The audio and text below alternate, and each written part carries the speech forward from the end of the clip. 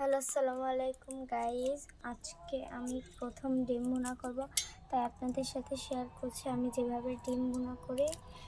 সেইভাবে আপনারা যদি ডিম ভুনাটা করেন তাহলে অনেকটাই মজাদার হবে। প্রথমে আমরা ডিমটাকে সেদ্ধ করে নিয়েছি, তারপরে এই যে ছুলে নেব। আমার সাথে আমার বোনও আমাকে সাহায্য করছে। দেখেন, এখানে সবগুলো ডিম ভালোভাবে ছুলে নিয়েছি। আমরা এখানে ডিমগুলো ভালোভাবে ছুলে নিয়েছি, ধুয়ে নিয়েছি। এখন অনেকেরই প্রশ্ন থাকে, ডিম ভুনলে ওর ভিতরে মশলা ঢুকে না, এতে খেতে ভালো লাগে না। তাদের জন্য এই টিপসটি দেখুন। প্রথমে একটি ডিম নিয়ে এক পাশে এরকম কুসুম পর্যন্ত এরকম করে কেটে নিতে হবে।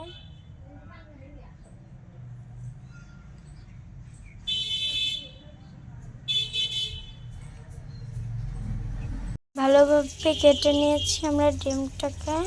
এখন এইটার গায়ে আমরা শুধু হলুদ ভালোভাবে মিশিয়ে নিব, যেন ওই কাটার ভিতর দিয়ে ঢুকে। এখন এটাকে আমরা ভাজতে নিয়ে যাব চুলায় একটি প্যান বসিয়ে দিয়েছি, ওটার ভেতরে আমরা ডিম দিয়ে দিয়েছি। তেলটাকে ভালোভাবে গরম করে নেবেন। ডিমটা ভালোভাবে ফ্রাই করে নিয়েছি হালকা করে, অতটাও লাল লাল করব না। এখন এটাকে আমরা একটি বাটিতে উঠিয়ে নেব। এভাবে করে আমরা সবগুলো ডিম ভেজে নেব। আমরা ডিমগুলো ভেজে নিয়েছি। এখন এর ভিতরে আমরা পেঁয়াজ কুচি দিয়ে দেব।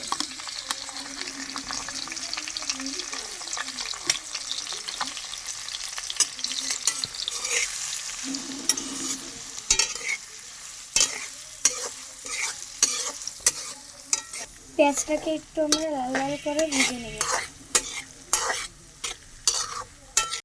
পেঁয়াজটা আমরা ভালোভাবে হালকা করে ভেজে নিয়েছি। এর ভিতরে 1 চামচ জিরা বাটা,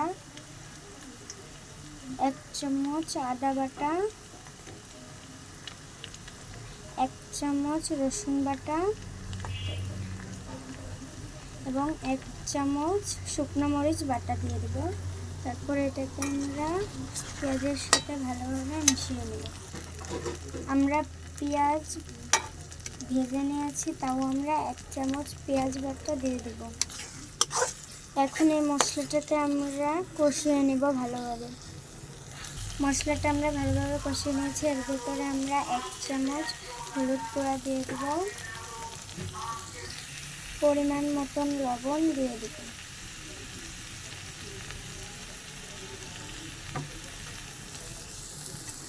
এর ভিতরে আমরা একটু অল্প করে পানি দিয়ে দেব।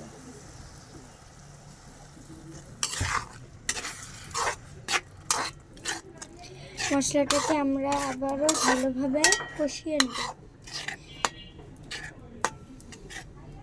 মশলাটা আমরা কষিয়ে নিয়েছি। এখন এর ভিতরে আমরা ডিমগুলো দিয়ে দেব।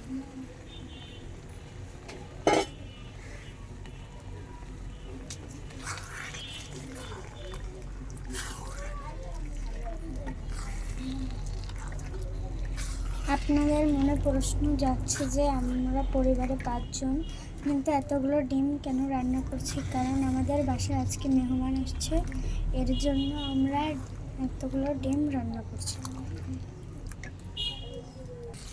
ডিমটা দিয়ে আমরা ডিমটা একটু কষিয়ে নিয়েছি। এখন এর ভিতরে আমরা একটু পানি দিয়ে দেব।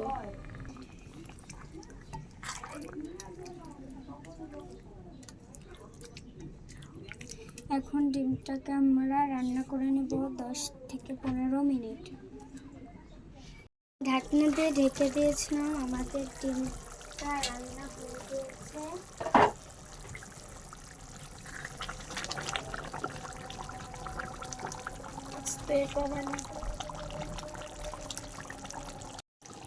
আমি ফিরে চলে এসেছি 10 মিনিট পর। আমাদের 10 মিনিটে ডিমটা রান্না হয়ে গেছে।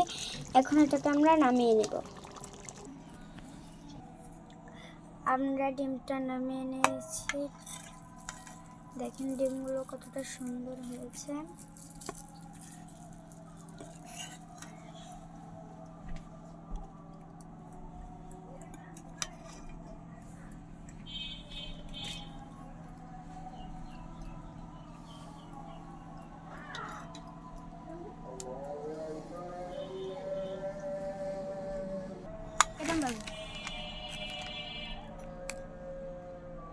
দেখেন ডিমটা কতটা সুন্দর হয়েছে। দেখেন ডিমটার কালারটা কতটা সুন্দর হয়েছে এবং এটি ডিমের ঝাল ঝাল করে আমরা কষিয়েছি, রান্না করেছি। দেখেন কতটা সুন্দর, এর কালারটা দেখতে যেমনটাই সুন্দর হোক না কেন এটা খেতে আরও ভালো লাগবে। একবার বাড়িতে বানালে তার খেতে অনেকটাই ইচ্ছা করবে।